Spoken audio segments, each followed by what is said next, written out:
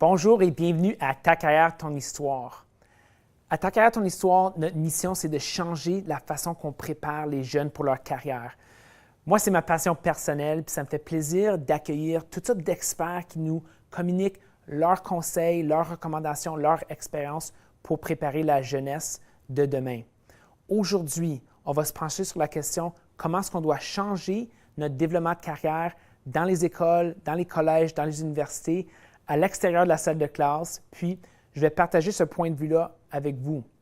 On devrait arrêter de se concentrer sur les titres, les postes, puis on devrait se concentrer plutôt sur les défis, les problèmes et les opportunités qui existent sur le monde du travail. C'est une différente approche en développement de carrière, mais elle est beaucoup plus appropriée pour le futur du monde du travail. Au lieu de demander aux jeunes « Qu'est-ce que tu aimerais être quand tu grandis? » on devrait leur demander « Sur quel problème tu aimerais travailler? » Puis, qu'est-ce que tu dois apprendre pour régler ce problème-là? C'est du nouveau et j'ai un outil à vous présenter aujourd'hui, les cartes défis. Les cartes défis sont 25 défis, problèmes et opportunités qui existent sur le futur du monde du travail. Puis, j'ai invité Marie-Ève Desnoyers, qui est enseignante. Marie-Ève est passionnée à aider ses élèves à rejoindre leur potentiel. Puis aujourd'hui, on va parler ensemble de comment elle peut utiliser les cartes défis avec ses élèves pour les aider à faire des réflexions sur leur futur, sur leur carrière. C'est une émission à ne pas manquer. On revient tout de suite après la pause.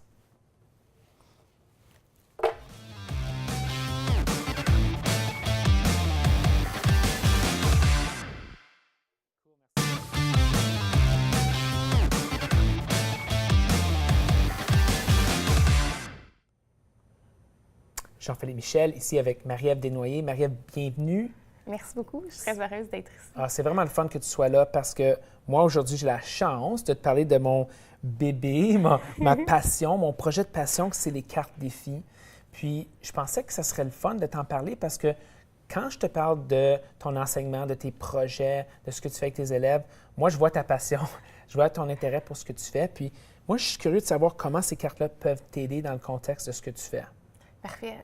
Justement, moi, je suis enseignante pour le programme Focus. Donc, Oui. c'est un focus en télé et photo.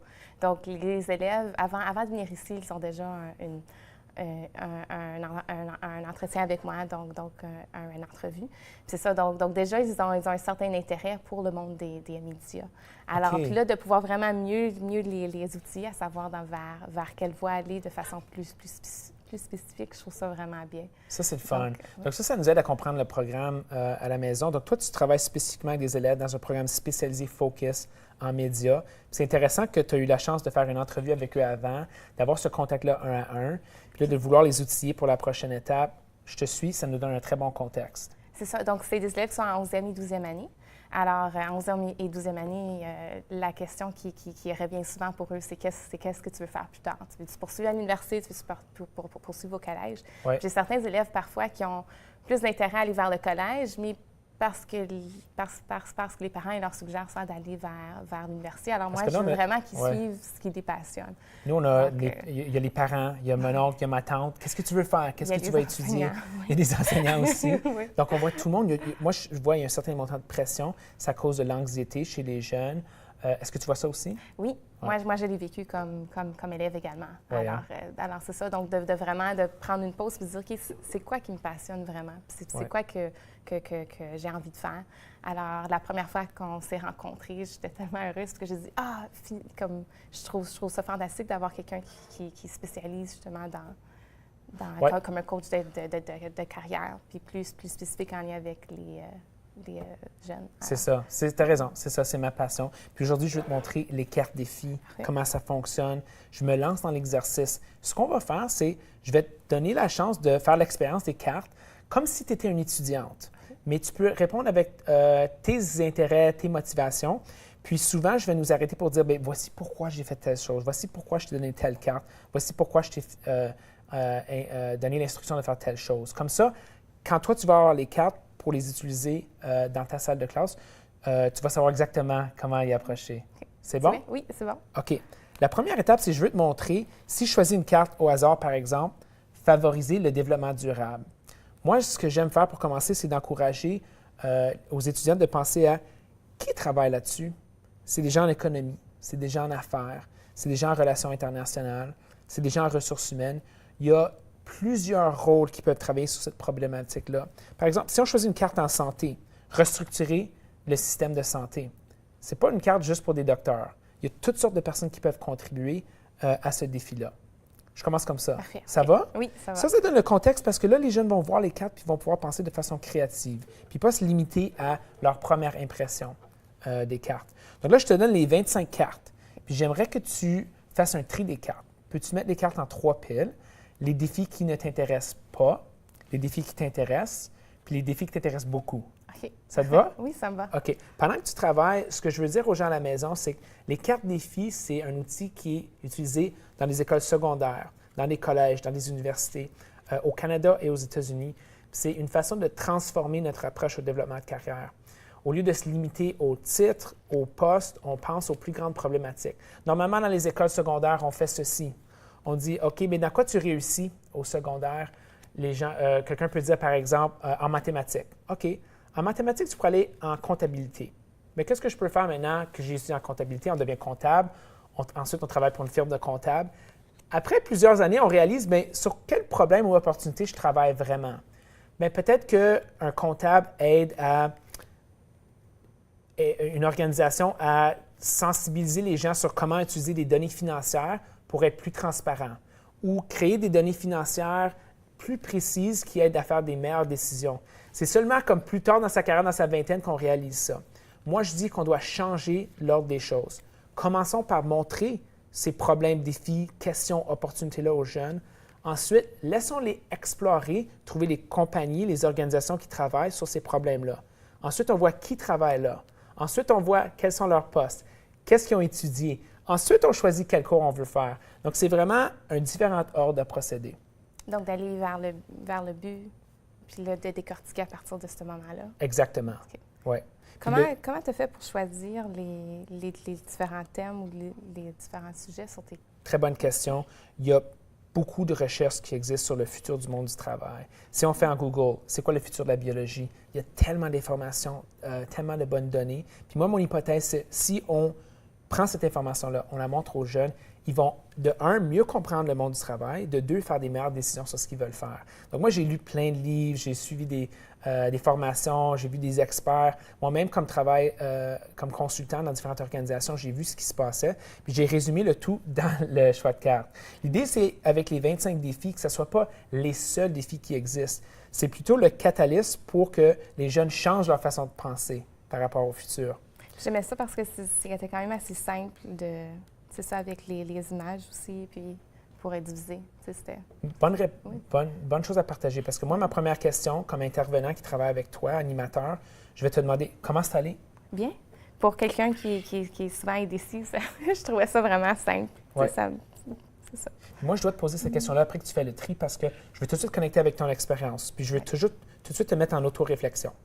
Peux-tu me dire quelle pile t'a intéressé le plus? Oui, c'est celle-ci. Celle-ci. Oui. Est-ce que je peux voir tes choix? Oui, bien sûr. Puis là, pendant que je vois tes choix, ce que je fais, c'est que je reconnais ce que tu as choisi. OK? Sans reconnaître ce que tu as choisi, puis de lire, puis de prendre un regard, ça minimise l'effort que la personne a mis à faire ce choix-là.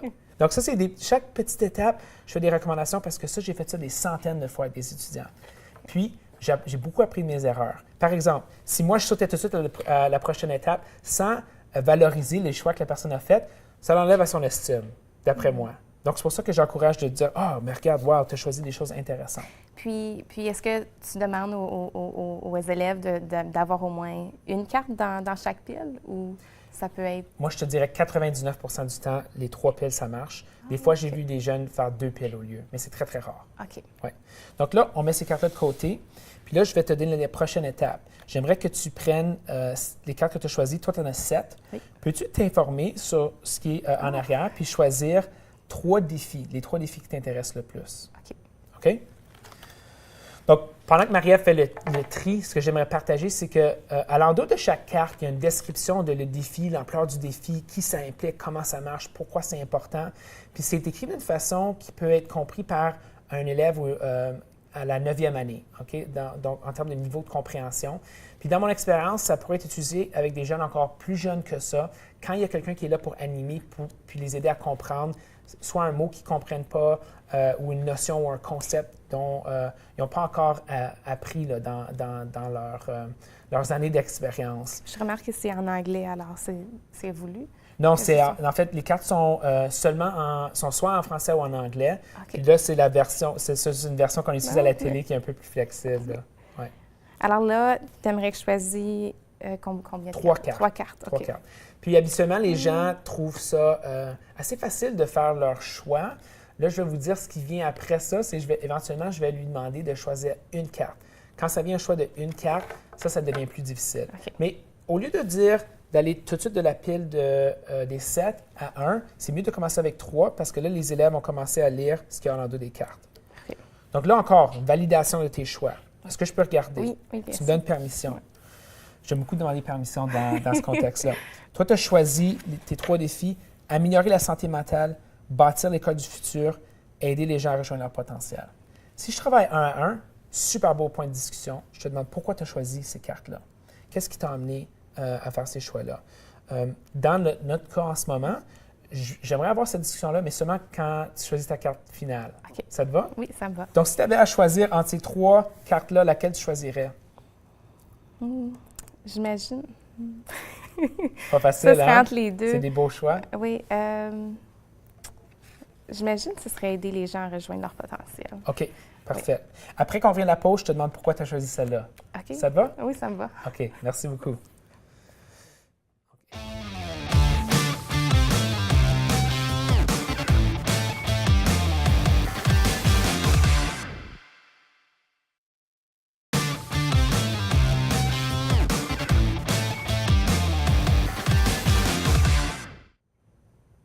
Bienvenue à Ta carrière, ton histoire.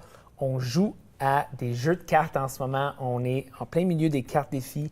Marie-Ève, tu as fait l'expérience de faire le tri. Oui. Tu as commencé avec 7 cartes que tu aimais beaucoup. Tu es allé à 3, là tu es à 1. Tu as choisi aider les gens à rejoindre leur potentiel. Peux-tu dire pourquoi tu as choisi celle-ci? Je pense qu'un de mes grands buts dans la vie, c'est d'aider les gens à apprendre qui est-ce qu'ils sont, Ouais. à vraiment être heureux.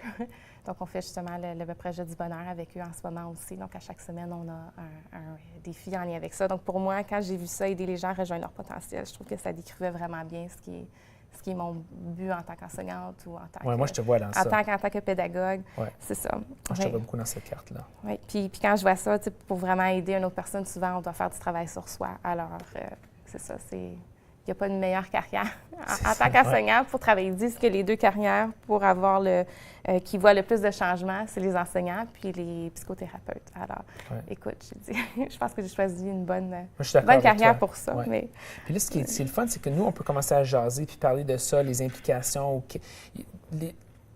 Tout le monde qui va choisir ça a un différent angle à amener. Oui. Toi, tu as ta propre personnalité, ta propre motivation. Donc, de faire le débrief de cette carte-là avec la personne, c'est essentiel. Le prochain morceau qui vient après ce débrief-là, c'est de dire à la personne de prendre une photo de la carte. De l'image, il y a plein d'images de fun, hein, des images en avant, puis la description en arrière. Puis là, de demander à un étudiant, mais qu'est-ce qui arriverait si tu partageais cette carte-là sur les médias sociaux? Puis l'idée, c'est, il y a toujours des réponses intéressantes dans la salle de classe, que les gens vont toujours dire quelque chose de drôle, mais éventuellement, il y a un étudiant qui remarque que, mais peut-être qu'il y aurait quelqu'un qui remarquerait qu'il connaît ce défi-là. Peut-être qu'il y a quelqu'un, si on choisit de travailler en santé mentale, améliorer la santé mentale, peut-être quelqu'un qui travaille, qui opère dans ce domaine-là, qui a de l'expérience, qui connaît quelqu'un. Puis là, ça, ce qui est le fun, c'est que là, ça l'amène au réseau. Là, on peut avoir de l'aide. Là, on peut... Ça demande du courage aussi de dire Absolument. Voici ce qui m'intéresse puis ce qui me passionne. Il faut s'affirmer pour ça. Oui, exactement. Donc, Ouais. J'aime C'est un risque. Oui, c'est un risque. Penses-tu que tes élèves sont intéressés à prendre un risque comme ça? Cette année, oui, définitivement. Wow. J'ai vraiment un groupe qui sont beaucoup d'artistes qui sont dans Ils sont beaux, sont fins. Ah oui, oui. Ouais. Ils sont très respectueux et matures également. Ouais, moi, je les ai vus, je suis d'accord avec toi. Oui. Donc là, d'encourager les gens de faire ça sur les médias sociaux, ça nous amène à leur faire penser au fait que j'ai besoin de l'aide. Puis là, on les encourage de rencontrer des gens qui travaillent sur ces défis-là. Minute par minute, c'est une des meilleures activités de développement de carrière. D'aller demander à un expert, à quelqu'un qu'on connaît, bien, comment est-ce que toi, tu as commencé ton cheminement à aider les gens à rejoindre leur potentiel? Quel obstacle as-tu eu dans ta carrière? Qu'est-ce que tu aimes de ton travail? Qu'est-ce que tu aimes moins? Quel conseil as-tu pour moi? C'est le genre de discussion qu'un jeune, un jeune peut avoir avec un professionnel. Puis, c'est très intimidant pour les jeunes au début. Donc, souvent, moi, quand je fais mon travail de coach, je les accompagne. Okay. Je les amène. Toi, par exemple, tu amènes des gens en salle de classe. Oui, ils viennent faire des présentations. Là, super. Parlent, oui. Ce qui est intéressant avec ces gens-là, c'est qu'eux décrivent les questions qui les animent, les problèmes, les défis, les opportunités sur lesquelles ils travaillent. OK. Ouais. Oui, je suis d'accord. Puis en même temps, moi, ça me donnerait une meilleure idée à savoir quel invité avoir en salle de classe. Parce que souvent, je vais avec mon instinct, disons. Puis je dis, OK, je pense que telle personne serait une bonne personne à venir parler. Oui. Et là, connaissant les cartes de mes élèves, à chaque fois, ça pourrait être différent aussi. Moi, j'aime le concept un pour un. Oui. Une fois, toi, tu invites la personne. La prochaine fois, c'est à eux de le faire, à eux d'inviter la personne. Puis, c'est tellement, ça donne tellement un niveau d'engagement quand c'est eux qui l'ont fait, puis eux qui savent que peu importe le temps, le stage de ma carrière, je peux demander de l'aide des autres. Je peux aller puiser des ressources, puis c'est la meilleure façon que je vais me faire connaître, je vais bâtir mon réseau, je vais apprendre ce que je dois apprendre. Puis aussi, je vais obtenir un job. Parce que ces gens-là qu'on rencontre maintenant à 16 ans, peut-être qu'ils vont vouloir nous embaucher dans 7 ans quand ils sont dirigeants d'une entreprise, puis ils se rappellent du jeune ambitieux ou de la jeune qui avait une passion pour quelque chose. Puis on reste en contact avec ces gens-là, puis ces gens-là veulent nous aider. Comment réagissent les employeurs? C'est flatteur d'avoir un courriel. Oui, c'est flatteur. Je vais te raconter après qu'est-ce qu'on fait puis comment on encourage les jeunes après cette étape-là. Puis on fait ça quand on revient de la pause. Parfait. Ça te va? Oui. OK. On revient tout de suite.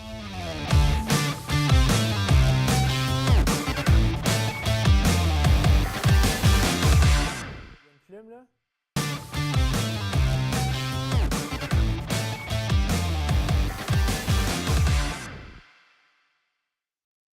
Ta carrière, ton histoire, Jean-Philippe Michel, qui parle avec Marie-Ève Desnoyers. On parle des cartes défis. J'explique ma stratégie, mon approche, ma méthodologie très précise. Oui. Des fois, j'espère que je n'exagère pas dans mes méthodes. J'adore ça. C'est bon. Je l'ai fait une centaine de fois, un à un. Je l'ai fait en salle de classe plusieurs fois. Puis, à chaque fois que j'oublie une petite étape, il y a une conséquence. Les élèves soit décrochent ou soit il y a quelque chose qui n'est pas clair. Donc, c'est pour ça que je suis contente de le faire à vive voix avec toi pour te montrer mon approche. Ensuite, après que je te donne tous les règlements, je t'encourage de briser les règlements. Qu'est-ce que je veux dire par là? Moi, j'ai créé cet outil-là. Les gens qui l'ont utilisé et qui l'ont acheté jusqu'à date, ce sont des innovateurs. Ce sont des gens qui savent qu'il faut changer les choses. Ce sont des gens créatifs. Donc, moi, je ne fais pas semblant que j'ai toutes les réponses. Donc, la façon dont les gens veulent utiliser mes cartes, moi, je suis très à l'aise avec ça, d'être créatif. Donc, toi, quand tu vas inventer tes propres méthodes de comment utiliser les cartes défis, ça va me faire super plaisir. Fantastique. C'est bon? Oui, je suis quelqu'un de très créatif. Ça, j'en doute pas, pas. Nous, on continuait puis on parlait de, OK, tu as choisi aider les gens à rejoindre leur potentiel. Tu sais que tu vas rencontrer quelqu'un qui fait ce genre de travail-là, qui va t'informer sur comment ils sont rendus, où ils sont. En général, après l'exercice des cartes de défi, la personne vit une transformation. Okay? Elle devient chercheuse de défis. Puis être chercheur de défis, c'est complètement différent d'être un étudiant sans but. C'est très différent d'être quelqu'un qui applique un job qui est seulement intéressé dans lui-même ou elle-même. C'est quelqu'un qui cherche des défis, fait de la recherche sur c'est quoi un défi, qui communique avec des gens. Puis c'est une super belle approche pour sa vie parce que ça donne vraiment beaucoup de pouvoir à la personne. C'est une méthode beaucoup plus efficace pour le futur du monde du travail. Je vais donner un exemple. Moi, dans mon travail en leadership, en développement de leadership, j'ai travaillé avec des centaines d'ingénieurs.